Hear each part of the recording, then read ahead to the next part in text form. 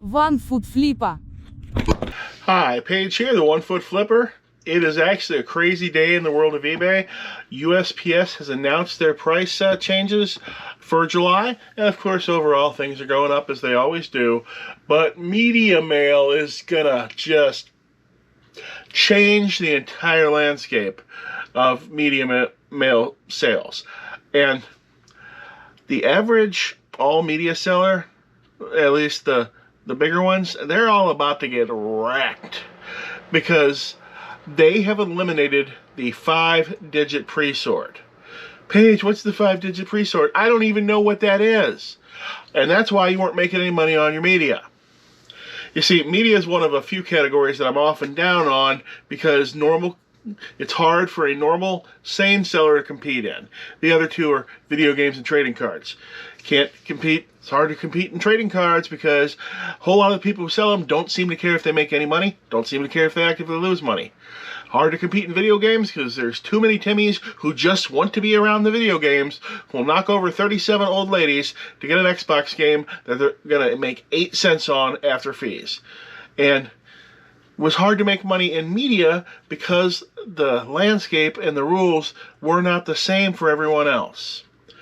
The biggest part of that was the 5-digit pre-sort. If you're a big enough boy with a big enough set of media going out continually, you could get yourself a 5-digit pre-sort media mail license from the post office, and you were paying $1.37 less than everybody else out there.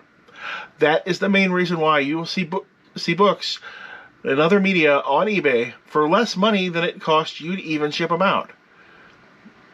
Then there are two other things in media that can also make the playing field unfair. If the seller is one of eBay's recognized registered charities, they're only going to pay 2 cents fees rather than the normal 15% on most media.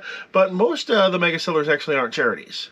So that's only some of them. And finally, a lot of them stuff advertisements into their media mail. Note, this is illegal.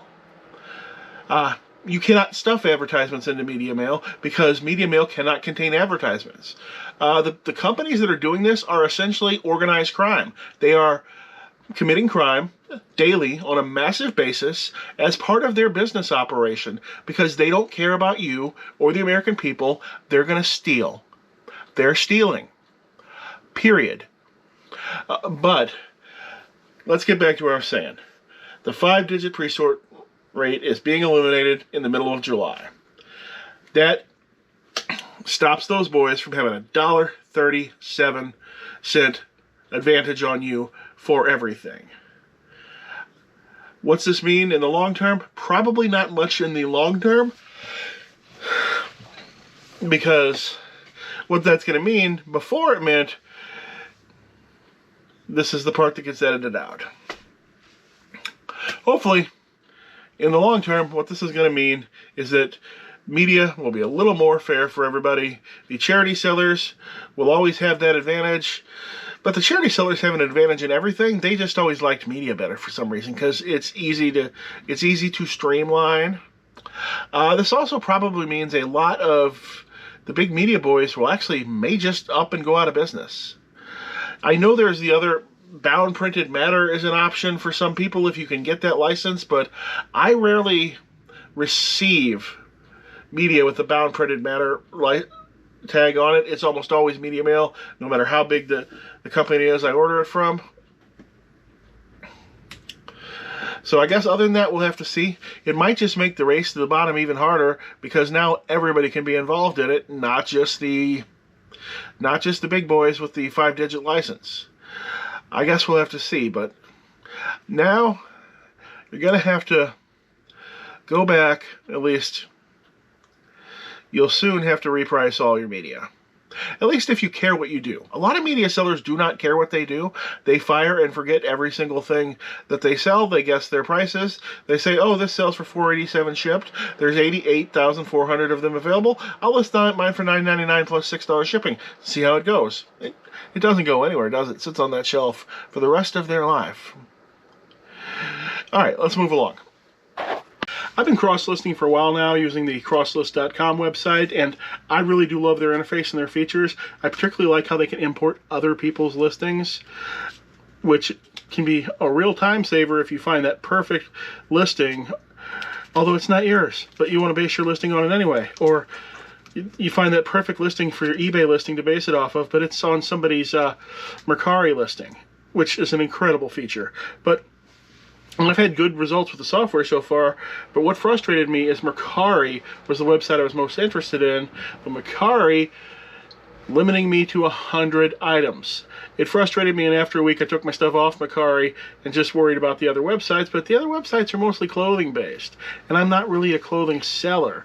I wanted to be on Mercari where they sell everything, just like on eBay. So I need to get myself unlocked on Mercari. I decided what I think is probably the best thing to do is just to basically sell some stuff at what it costs us ship it out. So I just put 10 hats up on Mercari for about $6 free shipping, and hopefully within a day or two all 10 of those will sell, and I'll get the reviews or whatever it takes, and then I can get myself unlocked, and then I can blast my entire store, minus the trading cards that is, into there, and then see some real results.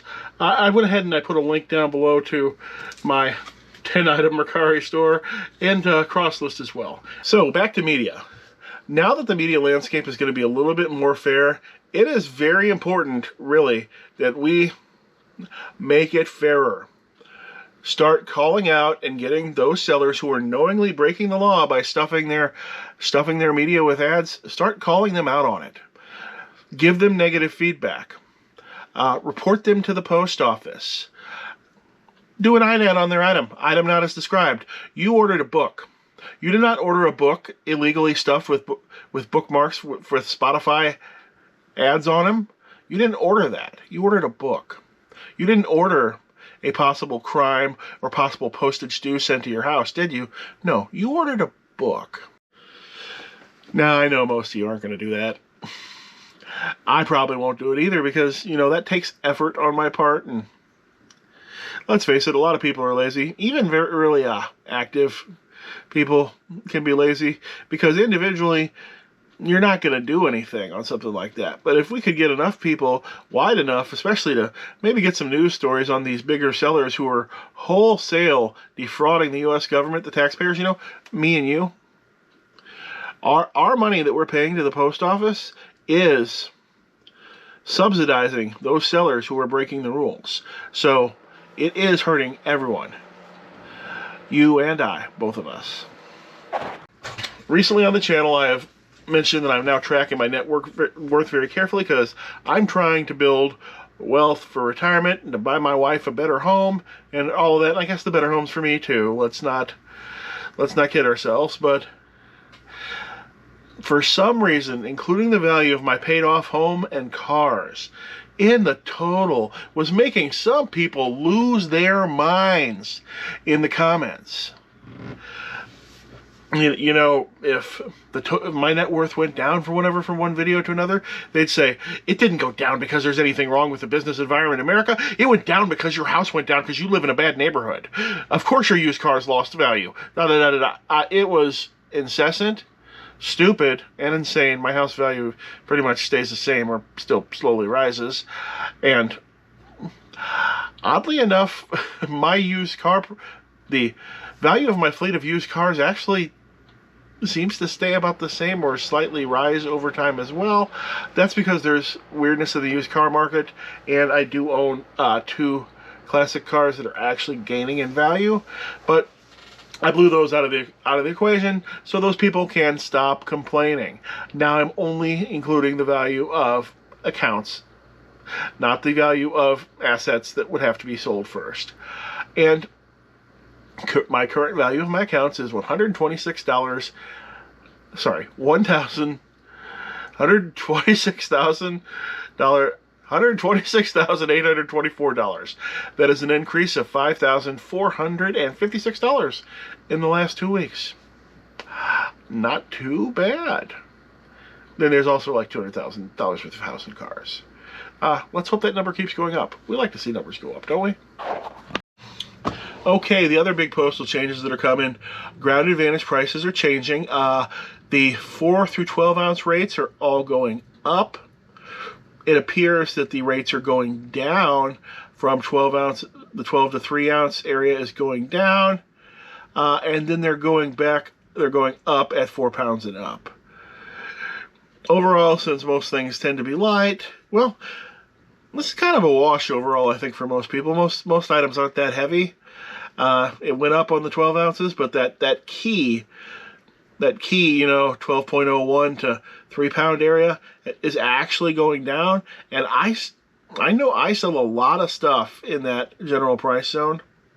Oh, note, going down in the closer zones. Like if you've got a zone 9 situation, everything zone 9 is going way up across the board. But there is no zone 9 for me. I live in the middle of the country. I think the worst I get is a zone 6. Which are those going up? Yeah, zone 6 is going up. Okay, well, if you're in the Midwest, this isn't so bad. The further from the Midwest you live, guess I'm sorry, but ultimately these costs are passed on to our customers.